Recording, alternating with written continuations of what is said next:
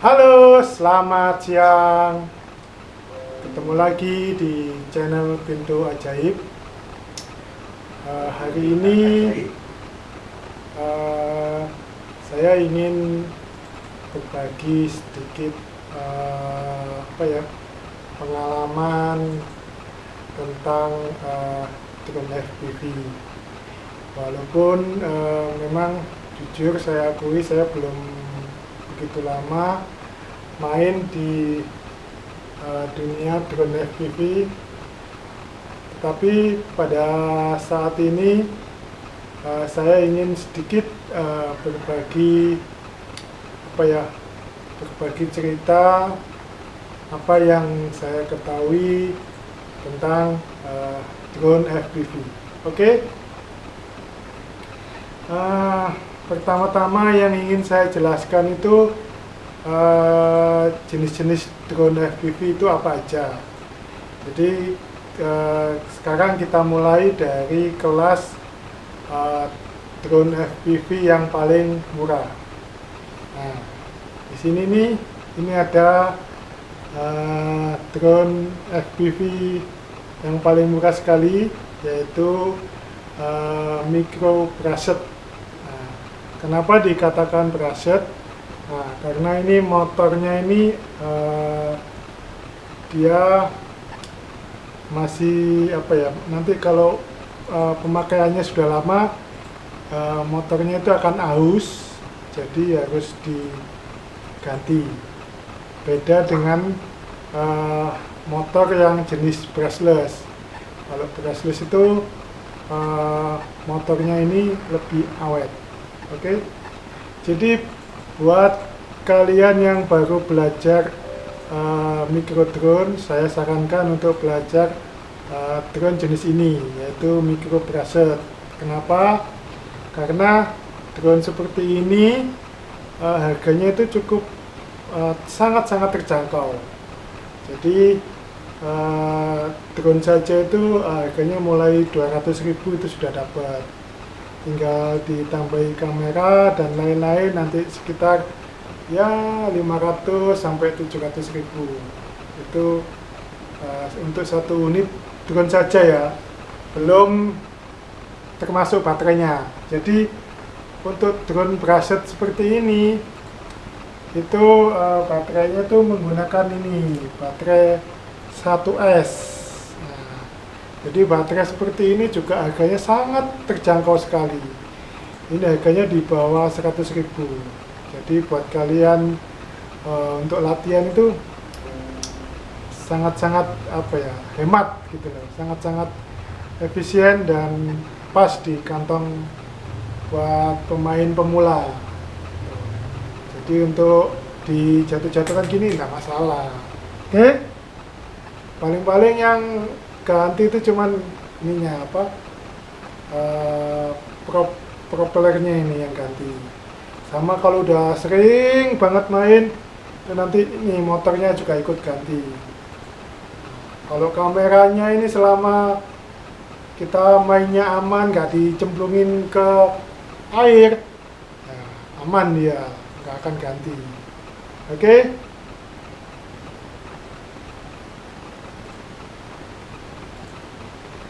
Selanjutnya kita menunjukkan ke kelas berikutnya, yaitu drone micro brushless. Nah, bedanya apa brushless dengan brachet ini?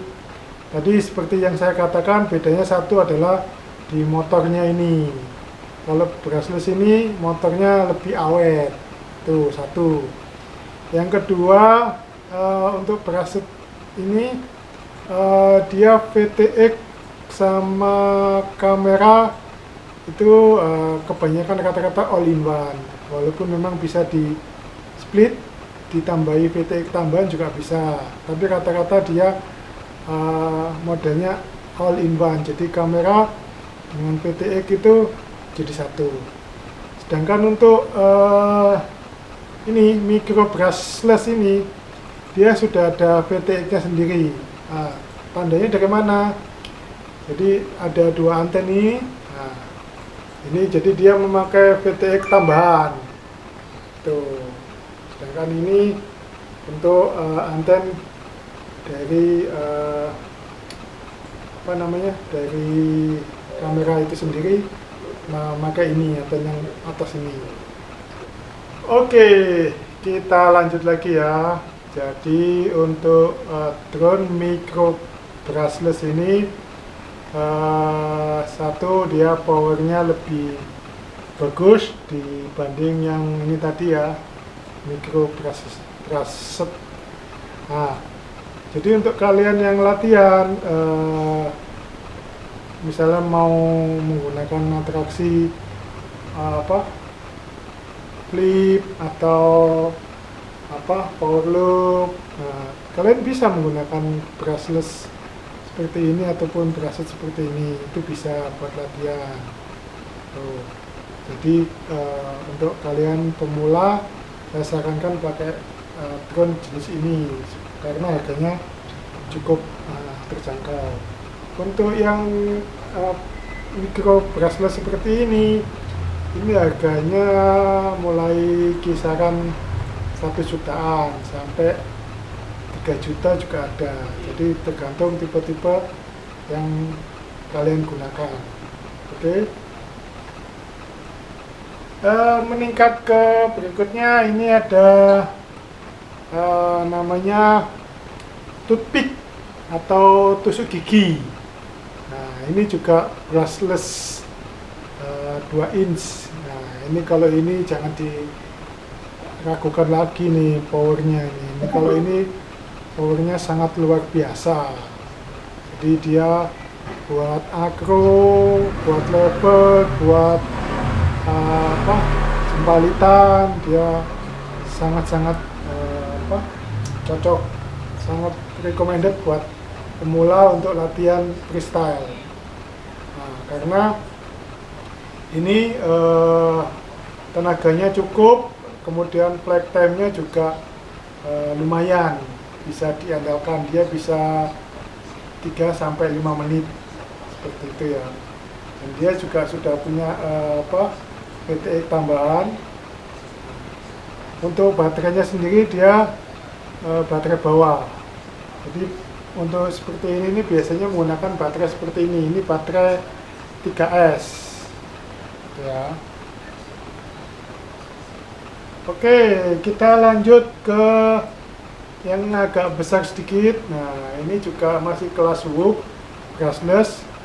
Nah, kalau ini lumayan, ini harganya ini walaupun kecil gini performanya cukup mumpuni. Dia kameranya bisa 4K. Kameranya adalah Cadik tersier ya. Jadi ini harganya sekitar 3 juta, bisa juga lebih gitu ya.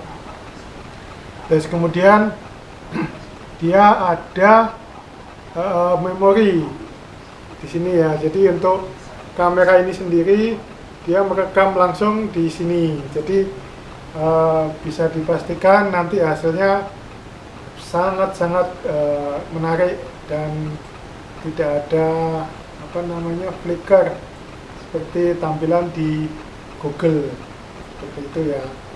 Kemudian ini jangkauannya juga cukup, tergantung VTX-nya sendiri ya.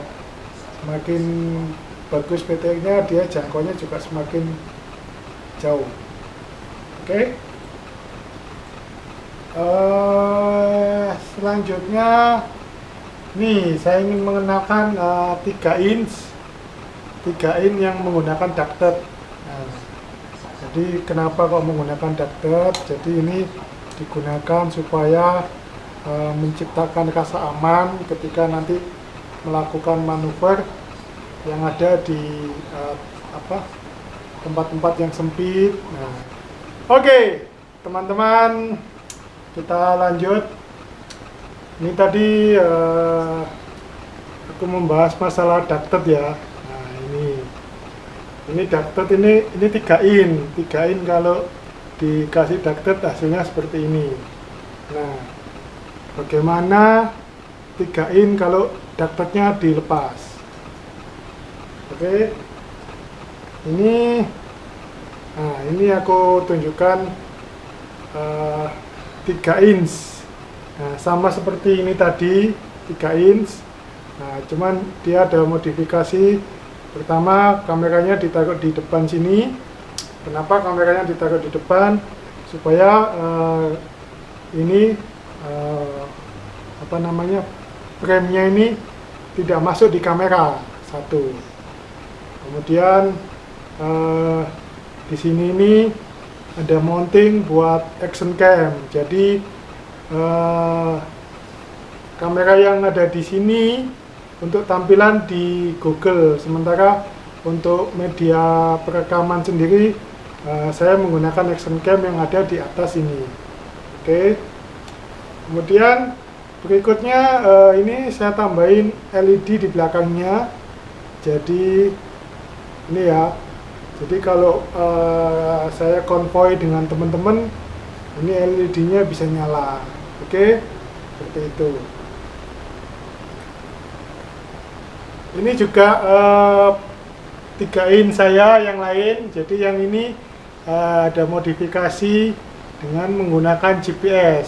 Nah, kenapa menggunakan GPS? Karena drone 3 in ini saya menggunakan receiver XM Plus. Itu kalau tanpa GPS itu jangkauannya ya paling efektif sekitar 200 meter. Jadi saya belum berani untuk lebih dari itu. Tetapi ketika saya menggunakan GPS, ya ini sudah saya coba kemarin, itu bisa sampai setengah kilo. Cuman karena Google-nya kurang bagus, nah itu sudah ada banyak semutnya, jadi harus pulang dia. Kalau nggak gitu nanti saya nggak bisa mengawasi posisi drone-nya ada di mana. Oke? Nah ini bedanya ini dengan ini, ya. Ini adalah dari body dari Tiro 79, kemudian diganti menggunakan frame Reptile Cloud. Nah, seperti itu. Sedangkan ini adalah HG LRC. Jadi keduanya ini sama-sama menggunakan receiver XM Plus, cuman ini ada GPS-nya, yang ini tidak ada. Tuh. Dan yang ini dia KV-nya lebih rendah sehingga flight time-nya lebih lama. Kalau yang ini KV-nya sedikit lebih tinggi daripada yang ini. Oke, ini penjelasan tentang 3 in. Kenapa saya menggunakan 3 in?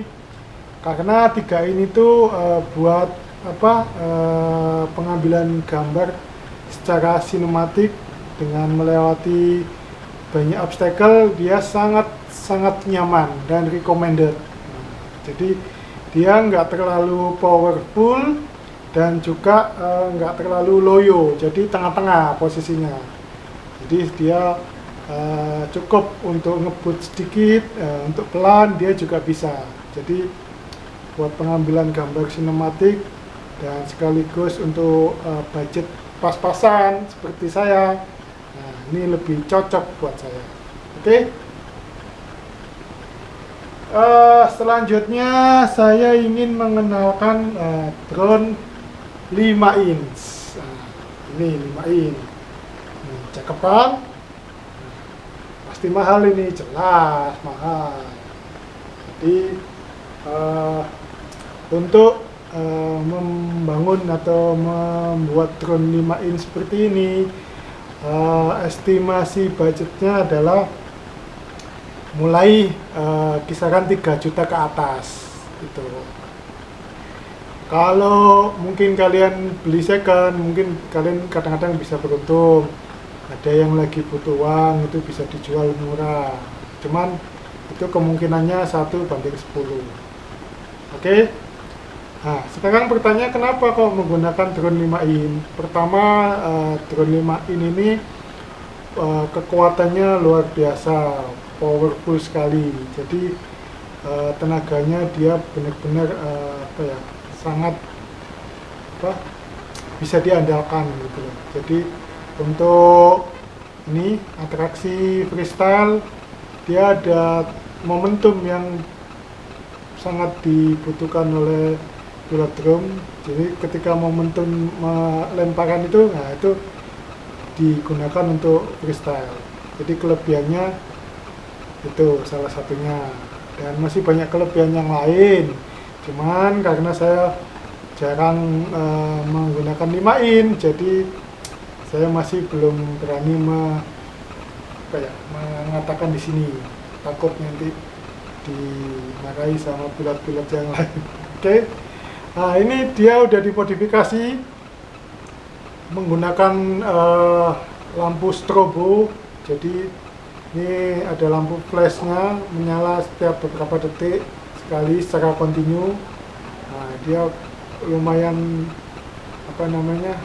lumayan silau cahayanya, jadi cukup menarik perhatian. Kemudian juga dilengkapi dengan buzzer. Apa itu buzzer? Buzzer itu adalah bunyi. Jadi ketika tombol di switch, ketika drone jatuh atau hilang dan buzzernya dinyalakan, itu akan lebih memudahkan kita untuk mencari posisi drone itu berada di mana. Oke. Terus kemudian ini anten untuk untuk video, dan ini anten untuk receiver. Jadi drone itu dia menggunakan 2 anten. Anten pertama receiver itu adalah untuk mengatur kendali antara drone dengan remote. Sedangkan ini video VTX itu adalah untuk mengatur tampilan video yang ada di Google. Oke. Nah, ini 5 in. Nah, ini kameranya ini ya. Jadi kameranya sendiri ini juga macam-macam harganya. Oke. Sekarang kita membahas masalah nih Google. Nah, ini kebetulan saya menggunakan Google yang murah meriah. Jadi banyak digunakan untuk pilot drone pemula karena harganya sangat-sangat terjangkau. Jadi ini saya menggunakan Ichin 006. Nah, ini ya. Jadi untuk Google ini kebetulan sudah saya modif dengan menambahkan DVR. DVR itu untuk apa? DVR itu adalah untuk merekam tampilan yang ada di Google. Jadi saat ada penerbangan, nah ini tampilan yang di Google ini direkam. Di sini ini ada memorinya ya. Kenapa direkam? Karena untuk mengantisipasi ketika drone itu jatuh, kita bisa melacaknya dengan memutar kembali rekaman yang ada di DVR ini. Yang kedua, ini adalah modul diversity. Nah, modul ini menggunakan 2 anten. Jadi ini anten yang omni, ini anten yang direksional, lurus. Jadi diversity ini dia cara kerjanya adalah menggunakan 2 sistem. Jadi dia akan memakai mana yang sinyalnya lebih kuat. Jadi dia di sini, tombolnya di sini akan memilih anten mana di antara kedua ini yang paling kuat. Nah, dia akan bergantian untuk menangkap sinyal terbaik, seperti itu. Jadi Google ini ketika beli Google-nya aja dia harganya sekitar 600 ribuan, tapi ketika ditambahi DVR, tambahi diversity, kemudian anten, ini sekitar 1 jutaan, seperti itu. Kemudian juga ini sudah dimodif baterainya supaya lebih tahan lama. Nah, jadi memang kebanyakan untuk bermain drone FPV ini kita seringkali harus melakukan modifikasi kepada alat-alat yang kita gunakan. Tujuannya kenapa? Supaya alat itu bisa bekerja lebih maksimal. Oke? Oke, selanjutnya ini saya mengenalkan Google yang untuk kelas istimewa ya, kelas pro lah. Jadi banyak sekali pilot pro yang menggunakan VATSAT.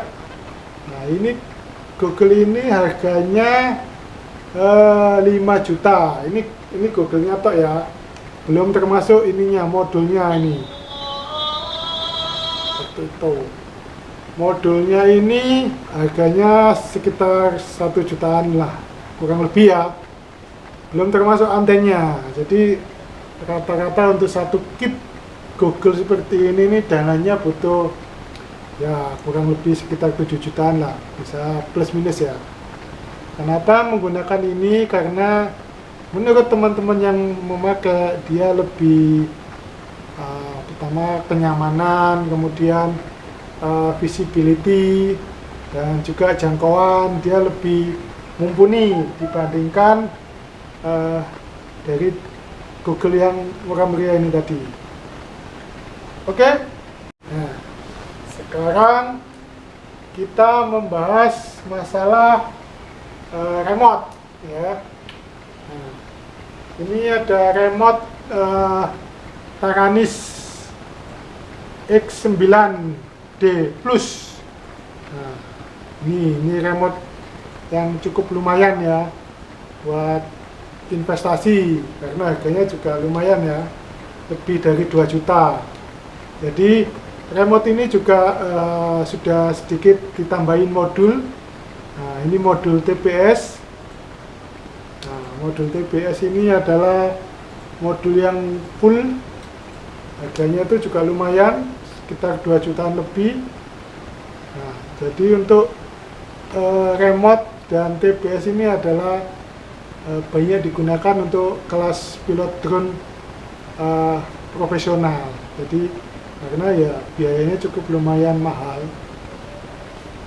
Dan kenapa mahal? Karena fasilitas yang ada di sini tuh luar biasa banyak sekali. Sedangkan kita bandingkan lagi dengan remote ini ya, ini murah sekali ini. Ini saya beli second Taranis X7. Nah, ini cukup sekitar 1,2 ini second udah dapat. Ini buat pemula sangat recommended.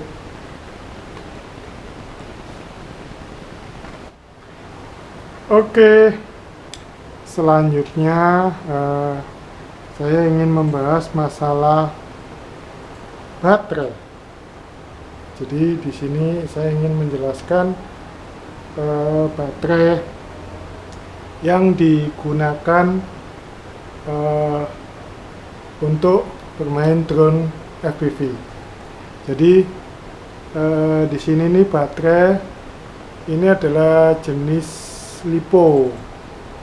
Nah, LiPo ini baterai 4S 850 mAh LiPo. Nah, LiPo ini dia maksimumnya voltasenya itu adalah 420, dan paling rendah ketika sudah selesai dipakai itu batas amannya adalah di 3,7. Sedangkan yang ini adalah baterai LIHV. LIHV ini adalah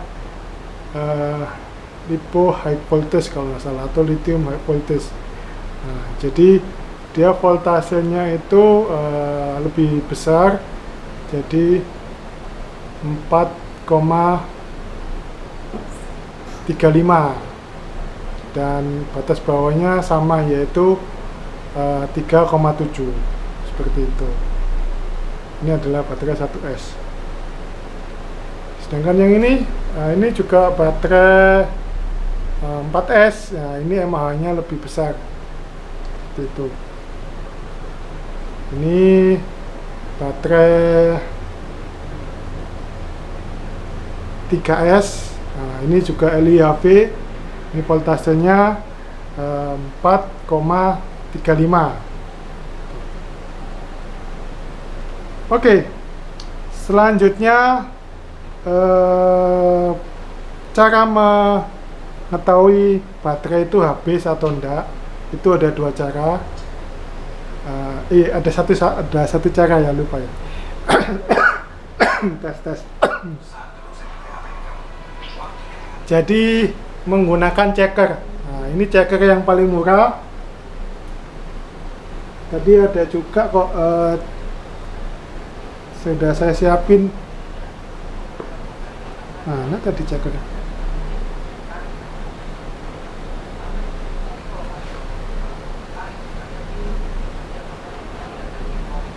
Oke, tadi ngomongin baterai. Salah satu cara untuk mengecek baterai adalah menggunakan checker. Nah, ini checker yang mahal dan ini checker yang murah. Oke, bagaimana cara mengeceknya? Nah, ini ada tombol hitam. Kabel hitam ini ada kabel negatif, sedang yang merah itu kabel positif. Jadi jangan salah ya, kalau kalian mau mengecek itu, nah seperti ini. Jadi yang ini nanti di sini akan muncul, nah seperti ini indikatornya ini ya. Nah ini voltasenya berapa. Sedangkan yang di sini ini lebih lebih detail. Seperti ini keterangannya ya guys. Nah, dia bisa lebih akurat data yang disampaikan. Oke.